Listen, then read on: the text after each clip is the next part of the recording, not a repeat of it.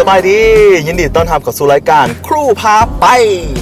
วันนี้ครูพาไปสิพาไปสถานที่แห่งหนึ่งอยู่ที่เมืองสังทองบอนที่ว่าเป็นตูบหลายๆซึ่งว่าหลายคนไปพักผ่อนกินข้าวกินน้ำอยู่แถวๆนั้นนะเสื้อบอกว่ามีสถานที่แห่งหนึ่งที่ว่าบางคนอาจจะฮู้แต่เสื้อว่าหลายคนอาจจะยังบ่ฮู้เพราะว่าเป็นสถานที่ที่ว่าหลายๆคนนั่นมักไปถ่ายรูปและบางคู่บ่าวสาวเพิ่นก็ไปถ่ายพรีเวดดิ้งอยู่หั่นบางคนเพิ่นก็ไปถ่าย MV อยู่หั่นนี่นะอันนี้ก็บ่อยากเสื้อคือกันเพราะว่าไปแต่ละเทื่อนะก็บ่ทันได้สังเกตว่ามีบอนถ่ายรูปที่งามปานนั้นนะไปรอบนี้นี่ก็เลยว่าสิพามีรายการทุกท่านที่ว่าเป็นแฟนคลับครูพาไปเนาะไปเบิ่งสถานที่นั้นนำกันเนาะว่าจะเป็นจังไดเอาเดินทางไปนั้นกันเลย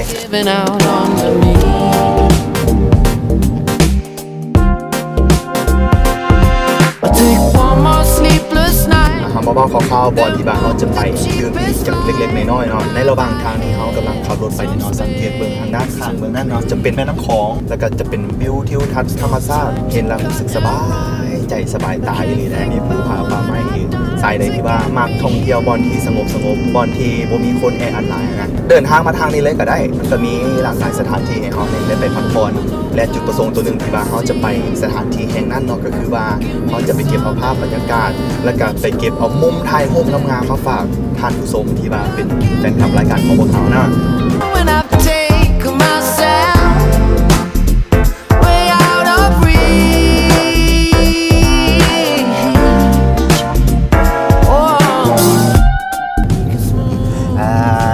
เขากลับมาฮอดแล้วแถวๆนี้แหละแต่ว่าไปซอกหอมลงก่อนเห็นมูนบอกว่าอยู่แถวๆกลางๆนะกลางๆบริเวณเป็นแถวยาวของตูบนี่แหละมันจะอยู่โซนกลางๆดอกเบิ้งที่บนไหนเนาะคือสิมันตัวนี้แหละเดี๋ยวดูกันเดี๋ยวรอมึงกันโมเมนต์จื้อได้บ้างมันบุกเป็นอย่างไรรุ่นกันซอกน้ำกันแถวเดี๋ยววะ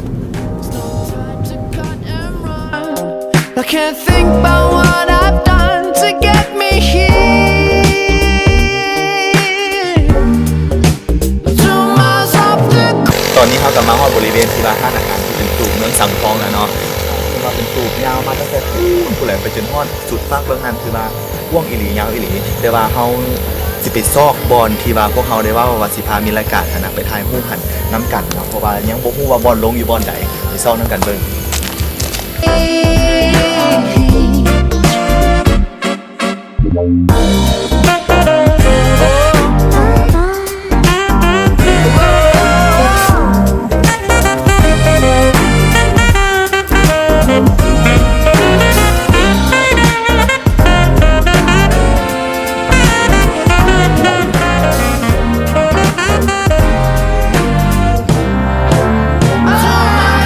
ตอนนี้เขากลับมาฮอดแล้วบริเวณที่ว่าเขาจะพาทานผู้ชมนั้นไปเห็นปะอยู่มุมนั้นนั่นแหละบอลนั่นแหละที่ว่าเขาจะลงไปเนาะแต่ว่าเขาไปซอกทางลงน้ำกันก่อนโอ้โหมาไปลงบอลไหนนะอาจจะอยู่เบื้องนั้นเพราะว่าบอลนี้คือสิลงบอลได้เราเบิ่งจากกัน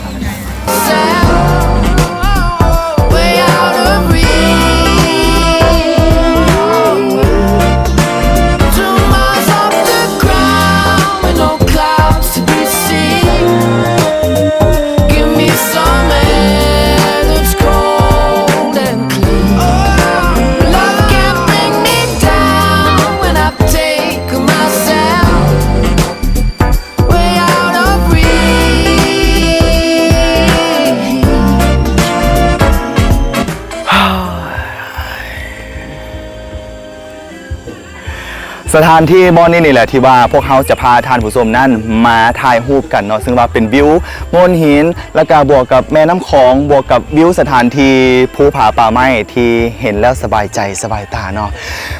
ต้องได้บอกท่านผู้ชมก่อนเนาะว่ามื้อนี้ถือว่าโชคดีนะเพราะว่าเมื่อกี้นี่ฮะนะฝนหากันตกเช้าแล้วตอนนี้อากาศก็เย็นซซื่นสบายใจเนาะแถมมีเพลงมวนๆให้ฟังเพราะว่าเขาจะได้ยินเพลงมาจากทั้งตูบเมืองสังทองเนาะเขาเจ้ากินข้าวกินน้ำอยู่กันเลยว่ามีผลพลอยได้กับพวกเขาเนาะได้บรรยากาศเพลงกับมาบรรยากาศก็ได้อารมณ์กับไปสินะ เดี๋ยวเขาจะไปซอกถ่ายรูปวิวงามๆกันก่อนเนาะซึ่งว่าเขาจะไปซอกถ่ายรูปเอาวิวงามๆกันเนาะซึ่งว่าเป็นวิวต้นไม้ใบหญ้าอยู่โซนนี้โงนหินอยู่ทางโซนเบื้องนั้นบวกกับภูผาเนาะแล้วก็สายน้ำซึ่งว่าก็เป็นแม่น้ำคลองเขานี่แหละไปซอกบอลถ่ายรูปกัน